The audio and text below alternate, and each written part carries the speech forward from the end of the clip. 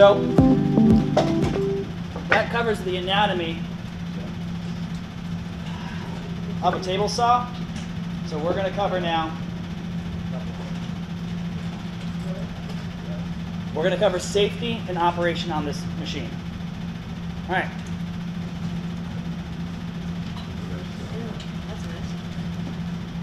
So I'm going to cover this particular saw real quick. This is the only saw in the entire classroom that has a brain in it. That means is if your finger were to touch the blade, gosh forbid, this is the only saw that will shoot the blade into the table, stopping it with a cartridge like this, right? It does this action faster than you can blink your eye. So again, this table saw will do everything in its power to not cut your finger, right? With that said, this is a $120 blade. This is an $89 cartridge. It is a very expensive thing to do. So again, I'm not saying your fingers aren't valuable. They are way more valuable than a blade and a cartridge. But again, I don't demonstrate this in class because it's so expensive. If you'd like to see this in action, I would suggest watching the YouTube videos from Stop Saw. Does that make sense? All right? Besides that, every single other saw in this classroom does not have a brake, so you must use your own. All right? With that said, when it comes to safety in your hand placement, all right, this red guard is a really good visual example of where your hand should never be. All right? So again, my hand should never break this plane on either side. My hand should never come over the top of this while it is on.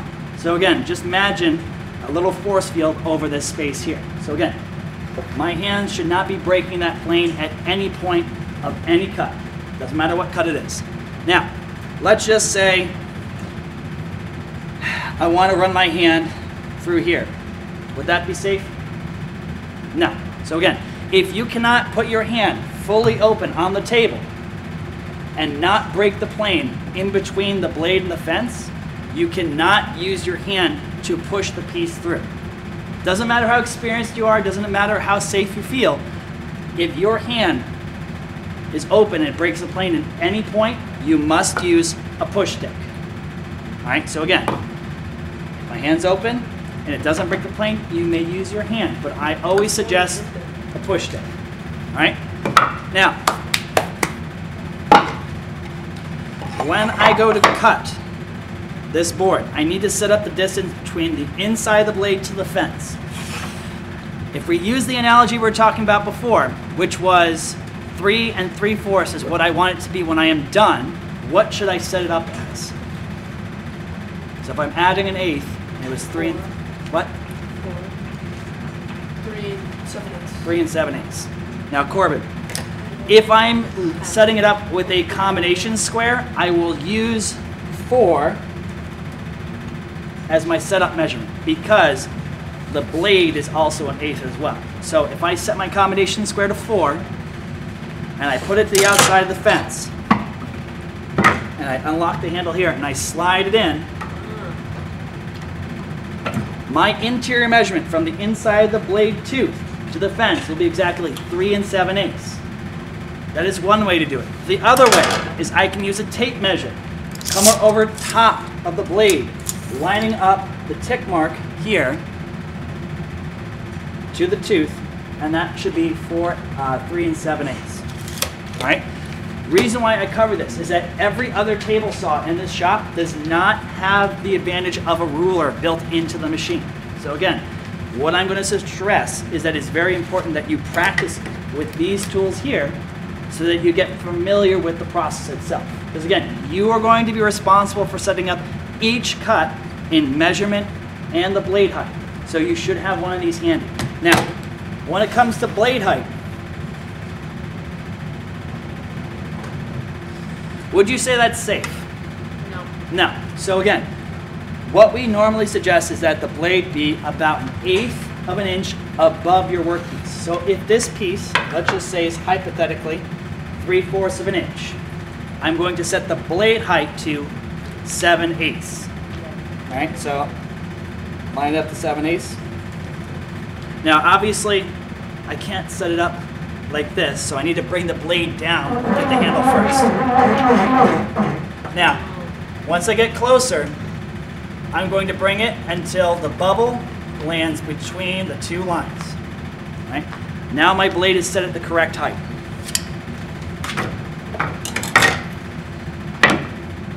Now, when I go to cut this, it's the same exact stance. My left foot is facing forward, my right foot is facing at a perpendicular angle. My left hand will always be my support hand, so it's going to be pushing this workpiece down into the table and into the fence. At no point should there be any gaps between your board and the fence throughout this cut. Does that make sense to everyone? So again, my left hand is going to push against the fence and down. Right? My right hand is going to be my driving hand, so it's going to help me feed this board here. Again, my hand's not going to break this plane, so I'm going to grab push stick to go all the way through. Now, what I'm going to do right now is I'm going to do what's called a dry run. So there's going to be no power on at this time, and I'm just going to show you the technique of what's going to happen. So again, I set it up against my fence. Power is on. My left hand supports my workpiece. I'm pressing down against the fence. My right hand's going to come in and feed my board end. Now, once the board passes the end of the fence here, I may reach for my push stick.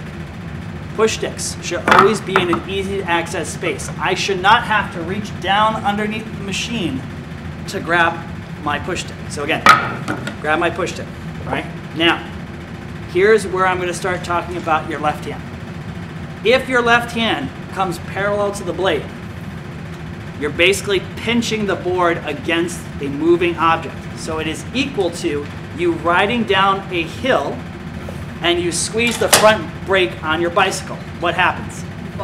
You fall off. In reverse here, your blade, your board will get shot across the room. Now, if you're standing close, for you gentlemen, it will land in a particular region I will refer to as your man region. Right? It will be going about 50 miles an hour. So again, it's not fun. It is incredibly painful. Again, I haven't experienced it personally, but again, your left hand does not go beyond this guard here. So again, if I'm here with my left hand and I'm pressing against the fence, the blade here, you're asking for the board to kick into your body. All right, so again, as I'm feeding it, I'm slowly walking my left hand back. Does everyone see that? So again, I'm slowly walking my finger back. Now, when I'm using a push stick, the force that I'm using is I'm pushing forward and towards the fence. If I push this way, the same thing can happen. If I pinch it on the inside of the blade, it also can kick back. So again, the forces that you're using are your left hand is pressing down and towards the fence. Your right hand is pushing forward and towards the fence. So again, you're using the fence as your guide. So what that looks like, you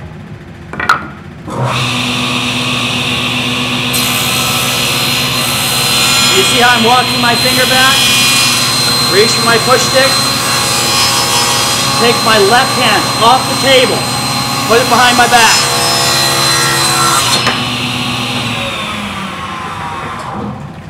And finish the cut. All right? So again, this saw is special because you can turn it off with your leg. But again, you are not kneeing the switch like a Muay Thai fighter. Gently tap the switch and it will turn itself off. Does that make sense to everyone? Yes. The rest of the saws in the shop, you will have to reach underneath the saw and turn it off. Now, the waste piece. Should I touch this while the blade is still spinning? No. No, because what will happen is when I go to touch it, You're just going. it'll go right into you. So again, wait until the saw is off, then take your scrap piece off. Now,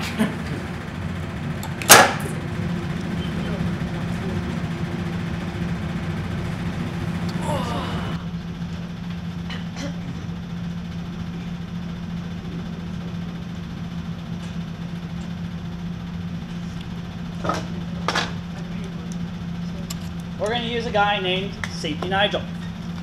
Safety Nigel is doing something right now. Alejandro, what's unsafe about this, besides what is written? He's on the web. He's not using a push. He's not using a push stick. Where's his finger? The web. Yeah, it's in that zone where you should. What about his left hand? What's it doing? He's pressing to the board. So what's going to happen to Safety Nigel? All right. So again, another thing too, it says it up on the slide, there's also the no blade guard. Rarely, if ever, do we rip a board without a blade guard in this class, all right? The exceptions are when we cut dados and rabbits in our sides of our projects, but besides that, there will always be a guard on our saw. Kumar, what's unsafe about that?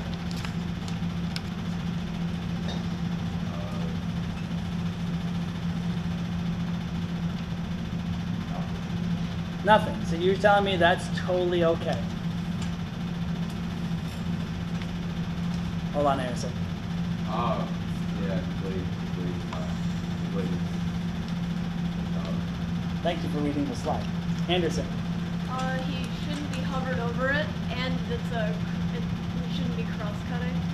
Yeah, so again, the Safety Nigel is standing over the blade like this, all right?